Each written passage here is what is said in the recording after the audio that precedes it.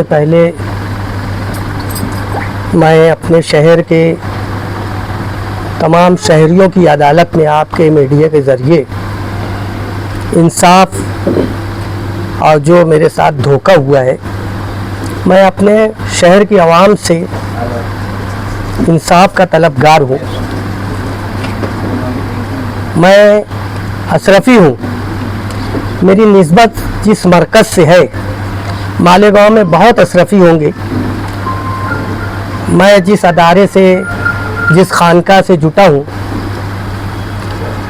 इब्राहिम सेठ नेशनल वाले के वक्त से वाल कंपाउंड के ताल्लुक़ से मैं मुफ्ती मोहम्मद इस्माइल से दरख्वास्त गुजारिश करता रहा और वो हर मरतबा मुझको कहते थे कि काम हो रहा है। इब्राहिम सेठ दुनिया से चले गए, वो काम नहीं हो पाया। फिर ये एमएलए बन गए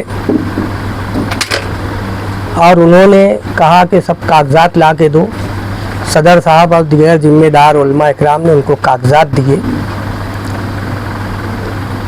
गालिबन सितंबर में जब वो उम्रे पे जा रहे थे, जिस दिन हजार खोली पहली गली का संग बुनियाद रखा गया, उससे 1 घंटा पहले मुफ्ती मोहम्मद इस्माइल और वहाँ के शेखुल हदीस मौलाना इफ्तिखार जामई साहब के हाथ से वहाँ का संग बुनियाद रखा गया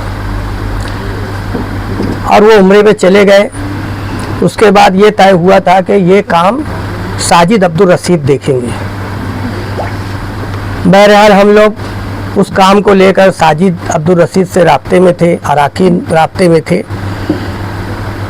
उसके बाद वो काम नहीं हो पाया तो मुफ्ती साहब से मैंने कई बार शिकायत की। उन्होंने मेरे सामने कहा कि साजिद अब्दुल रशीद बहुत कमीना आदमी है और उसने अपना जो काम था वो पलटा कर दूसरी जगह कर दिया। बहरहाल अतर भाई, मैं वादा करता हूँ कि वहाँ तक अतिक्रमण हटाना और वो काम करके देना, ये मेरी जवाबदारी और जिम्मेदारी है। लेकिन कुछ बात बन नहीं रही थी। अभी चंद रोज़ पहले जैसे कि सदर साहब ने और जिम्मेदारों ने बताया कि कुछ मामलात को लेकर वो लोग कारपोरेशन पहुँचे और वहाँ पर ये बातें सामने आई। सदर साहब ने मुझको खुद फ़ोन पर बताया, मिल के बताया कि मुफ्ती साहब ने कहा है कि इनको थपथपाते रहो। वो एक दारुल उलूम है, अल्लाह और रसूल की तालीम दी जाती है और ये अपने आप को नायब रसूल कहते हैं। वो तो सिर्फ नायब रसूल कहते होंगे, लेकिन मैं उनको पता नहीं क्या क्या बोल कर खिताब करता था और मैं झोली फैलाकर आवाम से वोट की भीख मांगा, गिड़गिड़ा कर, गिरियाजारी कर, गला फाड़ कर। लेकिन यकीनन शहर धोखा खा गया। कहीं ना कहीं उसका मैं मुजरिम हूँ। आपके मीडिया के ज़रिए मैं अपने शहर की तमाम आवाम से अल्लाह और रसूल का वास्ता देकर माफ़ी का तलबगार हूँ कि यकीनन मैं भी और शहर को लोगों ने भी बहुत बड़ा धोखा खाए। मैं उनके दारुल खैर पे कहता था कि मुझे कोई मकाम और मनसब नहीं चाहिए।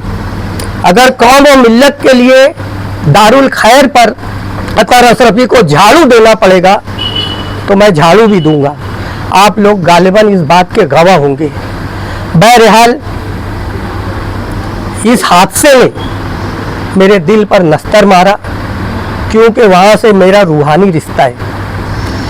मैं इस धोखे पर हज़रत मौलाना मुफ्ती मोहम्मद इस्माइल की मज़म्मत करता हूँ और हमेशा हमेशा के लिए उनका साथ छोड़ने का ऐलान करता हूँ कि ऐसे धोखेबाज के साथ रहना अपनी मिल्लत को धोखा देना है। मैंने ज़िंदगी में नहीं सोचा था कि मुफ्ती साहब को छोड़कर कहीं जाऊंगा। मैं कहता था कि अगर मुफ्ती साहब छूटे तो मैं सीधा घर जाऊंगा। लेकिन मुफ्ती साहब ही कहते हैं कि खिदमत खल्क के लिए सबसे बेहतरीन रास्ता सियासी रास्ता है।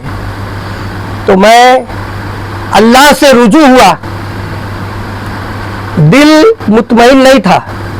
अभी भी मैं बता नहीं सकता कि मेरी कैफियत क्या है, लेकिन अल्लाह से रुजू होने के बाद मेरे दिल ने चाहा कभी सोचता था कि मैं घर वापस हो जाऊं, यानी मैं होश संभाला जब से कांग्रेस था, आज की राष्ट्रवादी के साथ हो जाऊं, यानी मेरी घर वापसी हो जाए। लेकिन अल्लाह से रुजू होने के बाद मेरा दिल, दिमाग, मेरा रूह, मेरी ज़मीर ने ये फैसला किया कि जिस पार्टी के जियाले वर्करों ने कभी पाप के घड़े का, कभी बैटरी लेके 52 काम को ढूंढने का, इस तरह की तमाम तर जद्दोजहद करने के बाद 1,17,000 से ज़ायद वोट जिन लोगों ने दिलवाया, मैं उनके साथ था, वो मेरे साथ थे। तो अगर आवाम को बचाना है और वाकई में हमें मिल्लत का और मुल्क का दर्द है, तो मेरी सोच बनी कि मैं समाजवादी पार्टी से जुटूं, और मैंने फैसला किया और मेरा फैसला आपके सामने है। आप सबके सामने मैं ये वादा करता हूँ कि ज़िंदगी की आखिरी सांस तक मैं खानवादा निहाल अहमद के ज़ेर साया परवान चढ़ने वाले लोगों के साथ, चाहे उनके वर्कर हों या घर के लोग हों, वफादारी, दयानतदारी, ईमानदारी से चलूँगा, सिर्फ इस मकसद के लिए कि मेरे शहर का भला हो, मिल्लत का भला हो। मैं इंशाअल्लाह ताला एक मामूली, वो मुझे सरपरस्त माने, जो भी माने, लेकिन इंशाअल्लाह ताला उम्र में मेरे से बहुत छोटे हैं, लेकिन अल्लाह ने उन लोगों को एक मकाम दिया, एक कुर्सी दी है। और मेरे वालिद साहब अल्लाह रहमा हमेशा कहते थे, जिसकी कुर्सी है उस मकाम और उन मनसब के मुताबिक उनको मानना चाहिए। तो वो मेरे लीडर हैं, मोहतरमा शान हिंद साहिबा मोहम्मद मुस्तफ़ा अल मारूफ मुस्तकीम डिग्नेडी, और इनके सरपरस्ती करने वाले साजिदा मैडम साहब और तमाम वर्कर निहाल साहब के, मैं सब उन सब के मातहत रह कर काम करूंगा, इस मकसद के तहत कि मेरे शहर का भला हो, मिल्लत का भला हो, इंशाअल्लाह ताला। कि ये 5 साल इस शहर के लिए बहुत ख़राब गुजरे या शहर का नुकसान हुआ? यकीनन इस बात का मुझे एहसास होता था, लेकिन मैं बहुत मर्तबा मशवरा भी देता था कि हमको ऐसा करना चाहिए, हमको ऐसा करना चाहिए। बस ये होता था कि ऐसा लगता था कि बस अभी चिराग रगड़ा जाएगा और जिन्नात हाजिर हो जाएंगे, क्या हुक्म है मेरे आका, और कल से काम शुरू हो जाएगा। क्या ये बात समझने में आपको 5 साल पूरे लग गए? देखिए, मैंने शहर की आवाम से माफ़ी मांगा इस बिना पे कि मुझे लग रहा था कि शहर की आवाम के साथ धोखा हो रहा है, लेकिन बस ऐसा था कि फैसला नहीं कर पा रहा था मैं।